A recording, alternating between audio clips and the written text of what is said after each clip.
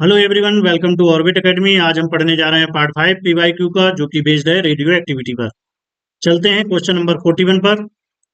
Assuming that about 200 mega electron volt of energy is released per fission of uranium nuclei, then the mass of uranium consumed per day in a fission reactor 1 megawatt will approximately। तो यहाँ पर हमें मास निकालना है कि कितना मास consumed होगा। मान लीजिए कि यूरेनियम नाभिक के प्रतिविखंडन द्वारा लगभग 200 मेगा इलेक्ट्रॉन वोल्ट ऊर्जा मुक्त होती है। तब 1 मेगावाट शक्ति के विखंडन रिएक्टर में प्रतिदिन व्यय हुई यूरेनियम की मात्रा होगी। तो यहां पर हमें कैलकुलेट करना है मास।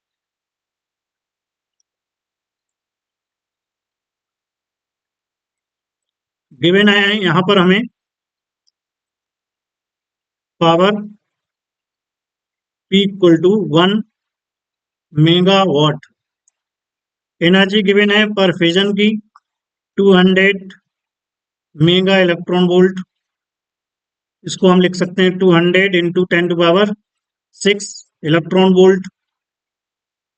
टाइम यहाँ पर हमें गिवन है T इक्वल टू 1 डे। इसको कन्वर्ट कर लेंगे सेकेंड में। 60 इंटू 24 86400 सेकेंड मिल जाएगा। यहाँ से ई को हमें कन्वर्ट करना है जूल में। ई इक्वल टू मिल जाएगा 200 into 10 to power 6 into 1.6 into 10 to power -19 joule. 1 electron volt equal to होता है 1.6 इंटू 10 टू पावर -19 जूल। तो यहां पर हमें मिल जाएगा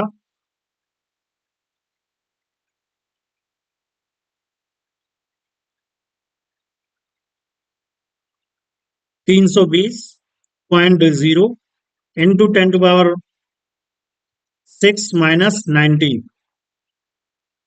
तो इसको हम लिख सकते हैं 3.2 इंटू 10 टू पावर 2। और यहां से मिल जाएगा हमें 10 टू पावर -13। तो यहाँ पर इसको और सिंप्लीफाई करते हैं 3.2 इंटू 10 टू पावर -11 जूल मिल जाएगा यहाँ से। तो ये मिल गया हमें ई। पावर को हम एनर्जी में कन्वर्ट कर लेंगे तो टोटल एनर्जी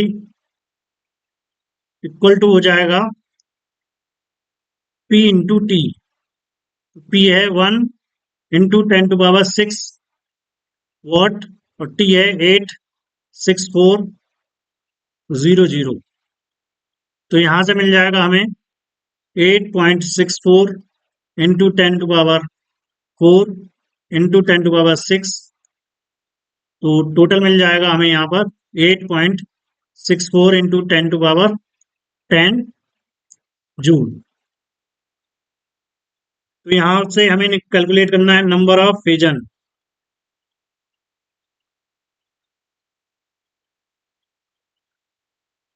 रिक्वायर्ड। तो इसको हम कैलकुलेट करेंगे total energy divide by energy per nucleon. तो यहां से मिल जाएगा हमें 8.64 into 10 to power 10 divided by 3.2 into 10 to power -11। तो ये हमें मिल जाएगा यहाँ से approximately 2.7 into 10 to power 10 into 10 to power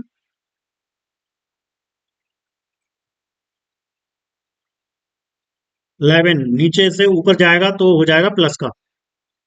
तो टोटल हमें मिल जाएगा 2.7 into 10 to power 21 number of fissions होगा ये।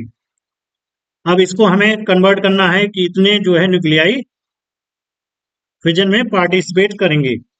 तो हमें एटम्स को जो है मास में कन्वर्ट करना है। कन्वर्ट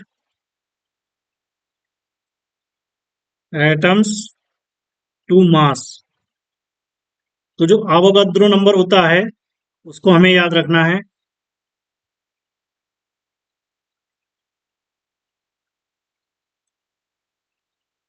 इक्वल टू होता है 6.022 इंटू 10⁻23।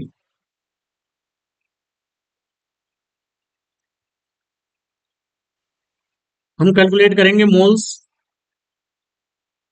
इक्वल टू मिल जाएगा हमें 2.7 इंटू 10⁻21 डिवाइडेड बाई 6.022 इंटू 10⁻23।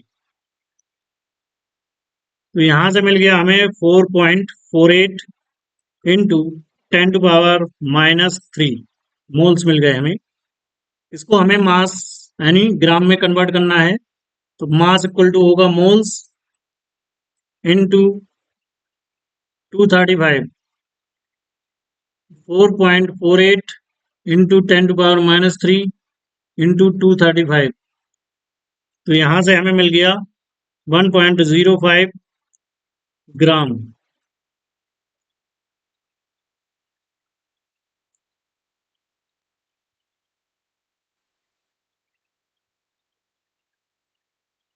तो हमारा करेक्ट ऑप्शन हो जाएगा बी, अप्रोक्सीमेटली 1 ग्राम। चलते हैं क्वेश्चन नंबर 42 पर। Radioactive decay is a reaction of, radioactive विघटन एक क्रिया है, first order, second order, third order और जीरो ऑर्डर। तो हमारा करेक्ट ऑप्शन हो जाएगा फर्स्ट ऑर्डर रिएक्शन हो जाएगी। Radioactive decay dn upon dt equal to होता है माइनस लैम्डा एन। तो dn upon dt plus lambda N equal to 0। तो यहां पर ये जो इक्वेशन मिली है, it is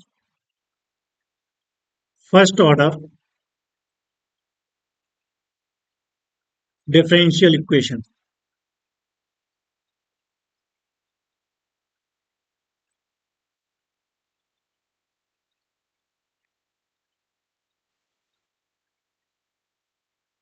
question number 44, possible units for the disintegration constant lambda are, विघटन स्थिरांक लैम्डा के लिए संभाव्य इकाइयां हैं। तो हमें रिलेशन पता होना चाहिए हाफ लाइफ और डिसइंटीग्रेशन कांस्टेंट में 0.6931 अपॉन लैम्डा। टी का जो यूनिट होती है ये होती है day, second, hours, years, like that. तो यहाँ पर जो लैम्डा की यूनिट होगी 1/डे होगी, या 1/सेकेंड होगी, या 1/आवर्स होगी, या 1/ईयर्स होगी। तो यहाँ पर हमें जो करेक्ट ऑप्शन मिल रहा है इसको बी कर लेंगे, ये सी हो जाएगा, ये डी हो जाएगा। तो डी ऑप्शन करेक्ट होगा 1/डे। चलते हैं क्वेश्चन नंबर 45 पर। The half life of radium is about 1600 years if 100 gram of radium existing now, 25 gram will remain unchanged after। Radium की अर्ध आयु 1600 वर्ष है, अभी हमारे पास 100 ग्राम रेडियम है, तो कितने समय बाद 25 ग्राम अपरिवर्तित रह जाएगा। तो यहाँ पर हमें टाइम पीरियड को कैलकुलेट करना है, यानी टोटल टाइम निकालना है कितने टाइम बाद 100 ग्राम का 25 ग्राम बचेगा। तो यहाँ पर हमें गिवन है N not equal to 100 gram, remaining N equal to हमारे पास है 25 ग्राम, हाफ लाइफ है हमारे पास 1600 years। अगर हाफ लाइफ गिवन होती है तो हमारे पास जो फार्मूला होता है N upon N not equal to होता है 1/2 टी अपॉन टी हाफ। तो यहां से मिल जाएगा 25 डिवाइड बाई 100, 1/4 मिल जाएगा ये हमें, 1/2 टी अपॉन 1600, तो 1/2 स्क्वायर लिख सकते हैं इसको, 1/4 को 1/2 टी अपॉन 1600 यस। तो यहां से हमें मिल जाएगा 2 equal to T divide by 1600। तो यहां से हम टी को कैलकुलेट करेंगे तो मिल जाएगा 2 इंटू 1600 यानी 3200 यस। तो हमारा ऑप्शन ए करेक्ट हो जाएगा। Question number 46, disintegration constant of uranium is 1.54 into 10 to power minus 10 per year. Half life period of uranium is, uranium का विघटन स्थिरांक 1.54 इंटू 10 टू पावर माइनस 10 1/वर्ष है। यूरेनियम की अर्ध आयु है, तो यहाँ पर हमें गिवन है lambda equal to 1.54 into 10 to power minus 10 पर ईयर। रिलेशन होता है टी हाफ और लैम्डा में 0.6931 लैम्डा। तो यहाँ पर हमें गिवन है 0.6931 1.54 into 10 to power minus 10, 0.6931 into 10 to power 10 हो जाएगा। नीचे हमें मिल जाएगा 1.54, 6.931 into 10 to power 9 divided by 1.54। तो यहाँ से हमें मिल जाएगा 4.6 अप्रोक्सीमेटली। तो इसको हम लिख सकते हैं 4.5 इंटू 10 टू पावर 9 यस। तो हमारा करेक्ट ऑप्शन हो जाएगा C, 4.5 into 10 to power 9 yes.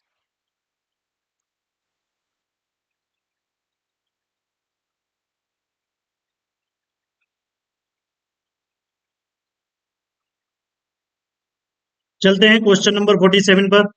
If the distance between the earth and the sun would be half of its present value then the number of days in a year would be. यदि पृथ्वी व सूर्य के बीच की दूरी वर्तमान दूरी की आधी होती है तो एक वर्ष में दिनों की संख्या होती है। तो यहाँ पर ये जो क्वेश्चन गिवन है ये हमें गिवन है ग्रेविटेशनल चैप्टर का, तो इसको हमें सॉल्व करना है। यहाँ पर हमें गिवन है R1 equal to R, R2 equal to R/2, T1 हमें गिवन है यहाँ पर 365 डेज, T2 हमें कैलकुलेट करना है यानी टाइम पीरियड कैलकुलेट करना है जब रेडियस क्या हो जाएगी R/2 हो जाएगी।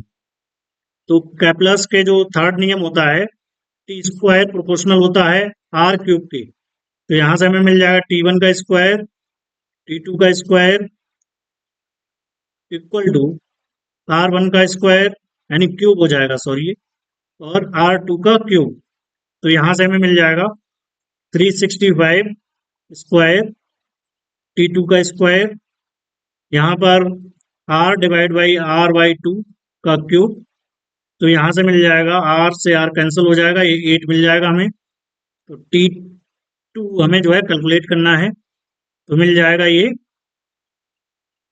365 का square divide by 8, T2 equal to मिल जाएगा 365 का स्क्वायर डिवाइड बाई 8 का रूट। तो हमें मिल जाएगा 365 2√2। तो यहाँ से हमें मिल जाएगा अप्रोक्सीमेटली 129 डेज। तो हमारा जो आंसर हो जाएगा बी करेक्ट होगा 129 डेज।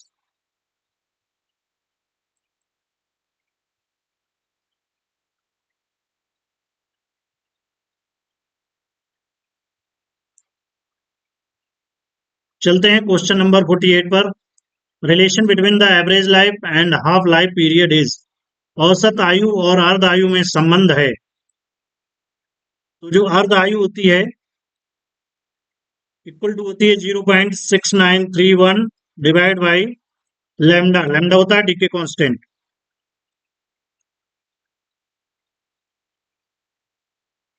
जो एवरेज लाइफ होती है that will be equal to 1/लैम्डा। तो यहां से जो रिलेशन मिलेगा हमें टी ए इक्वल टू मिल जाएगा, लैम्डा की वैल्यू रख दो यहाँ पर, लैम्डा इक्वल टू 1/λ मिल जाएगा हमें टी हाफ डिवाइडेड बाई 0.6931।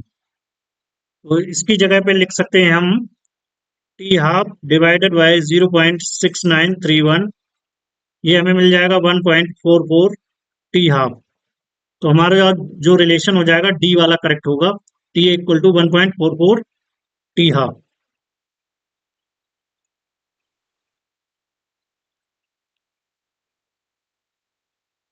चलते हैं क्वेश्चन नंबर 49 पर। The half life of radium is 1600 years. After how many years 75% weight of the radium block will decay? Radium की अर्ध आयु 1600 वर्ष है, कितने समय पश्चात रेडियम की किसी खंड का 75% भार विघटित हो जाएगा? तो यहाँ पर ये भार है, तो यहाँ पर एन नॉट 100% होगा, एन मिल जाएगा 100 माइनस 75 यानी 25%। टी हाफ हमें गिवन है यहाँ पर 1600 ईयर्स, हमें निकालना है टी। तो हमारे पास जो फार्मूला है N upon N not 1/2 T upon T half. तो यहाँ पर ये है 25% डिवाइड बाई 100, 1/4 मिल जाएगा यहाँ से हमें 1/2 टी डिवाइड बाई 1600 ईयर्स। तो इसको हम सिंप्लीफाई करके लिखेंगे 1/2 टू 1/2 टी अपॉन, दोनों को कंपेयर करेंगे तो यहां से मिल जाएगा 2 equal to T upon 1600 years, T equal to 2 into 1600 32 100 years मिल जाएगा यहाँ से। तो हमारा करेक्ट ऑप्शन हो जाएगा डी।